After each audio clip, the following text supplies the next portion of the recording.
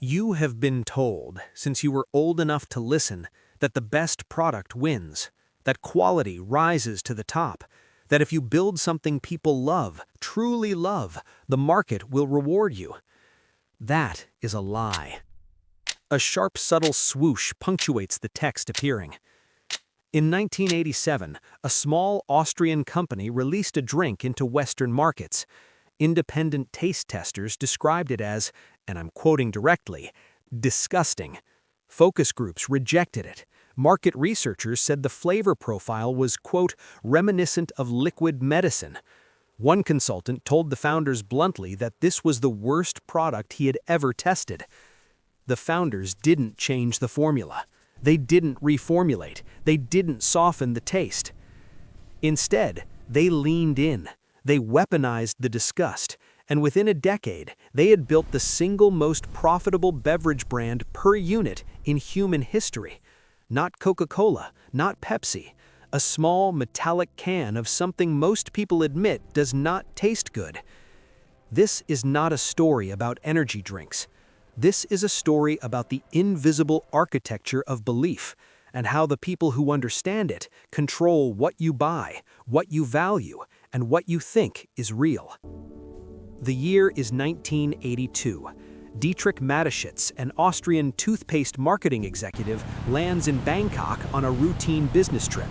He is jet-lagged, destroyed, and a colleague hands him a small glass bottle of a local tonic called Krating Dang, Thai for Red Bull. It's a cheap, syrupy stimulant sold to truck drivers and factory workers. Blue-collar fuel, nothing glamorous. Mateschitz drinks it. His jet lag vanishes, and in that unremarkable moment, standing in a humid Thai hotel room, he sees something no one else on Earth sees. Not a product, a perception gap.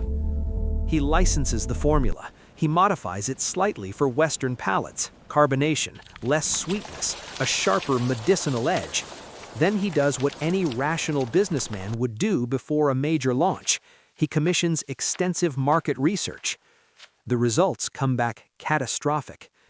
In every single consumer focus group, the taste was rejected, not mildly disliked, actively despised. The color was wrong, the smell was wrong, the carbonation felt synthetic. Research firms told Mateschitz in professional language that this product would fail. One report allegedly concluded with the assessment that no other product had ever scored this poorly. His business partner, Chileo Uviad, might have pivoted. Any MBA graduate would have reformulated. Every textbook in existence says, listen to your consumer. Mateschitz ignored every single one of them. He understood something that Harvard Business School still struggles to teach. The terrible taste wasn't the flaw. It was the entire strategy. In 2005, researchers at the Massachusetts Institute of Technology conducted a study that should have rewritten every marketing textbook in print. They gave participants identical energy drinks, same formula, same ingredients, same dosage. But one group was told their drink cost $1.89. The other group was told theirs cost $3.89.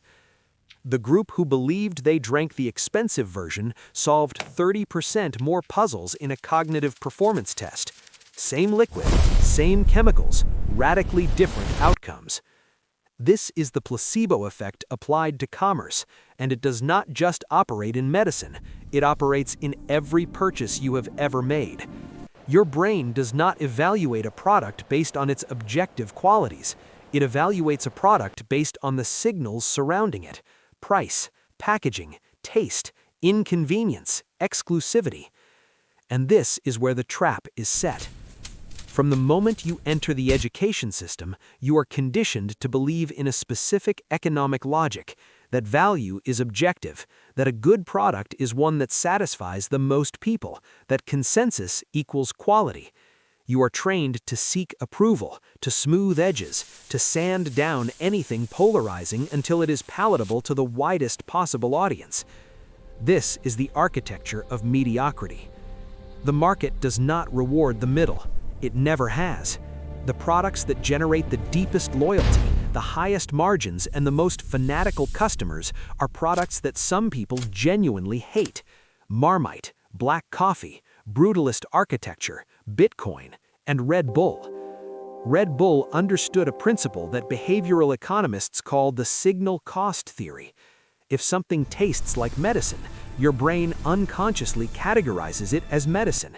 It must be doing something. It must be potent. The unpleasantness is not a bug. It is proof of function. Every competitor that came after Red Bull made the same mistake. They tried to taste better. They sweetened, they flavored, they added juice and vitamins and colors. They made their cans bigger. They made their logos louder. They did exactly what the textbook said. And none of them, not a single one, has matched Red Bull's per-unit profit margin, because they solved a problem that was never the problem. They removed the very friction that made the original product feel real. Dietrich Mateschitz died in October 2022 with a net worth exceeding $25 billion. He built that fortune on a single product in a single size can with a formula he essentially never changed. But here is what the business magazines never told you. Red Bull does not operate like a beverage company. It operates like a media empire that happens to sell a drink.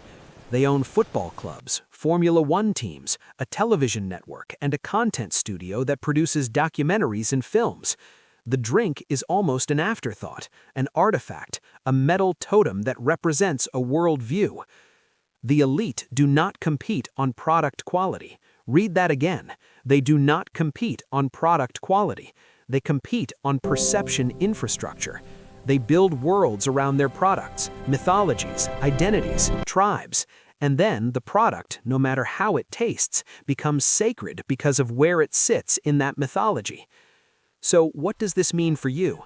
For the person watching this in a quiet room, perhaps building something, perhaps stuck, perhaps wondering why their objectively better product, service, or idea keeps losing to something inferior.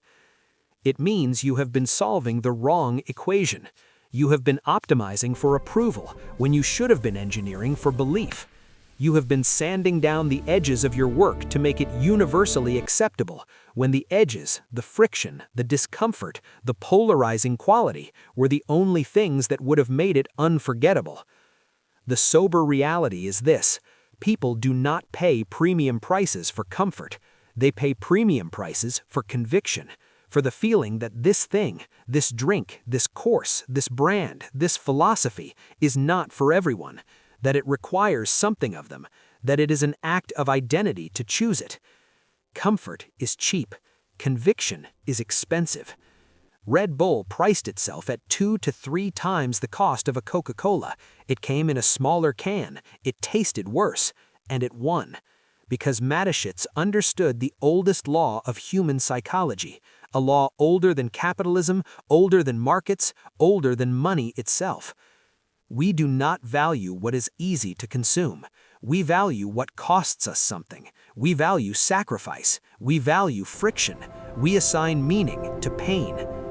The next time you drink something that tastes slightly wrong, pay attention, not to the flavor, to the story your mind is already writing about it, the justification forming in real time, the quiet belief taking root that if it doesn't taste good, it must be doing good.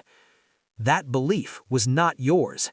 It was placed there, carefully, deliberately, by someone who understood that the most powerful product in the world is not the one people enjoy the most. It's the one they believe in the most. The next one goes deeper. Subscribe.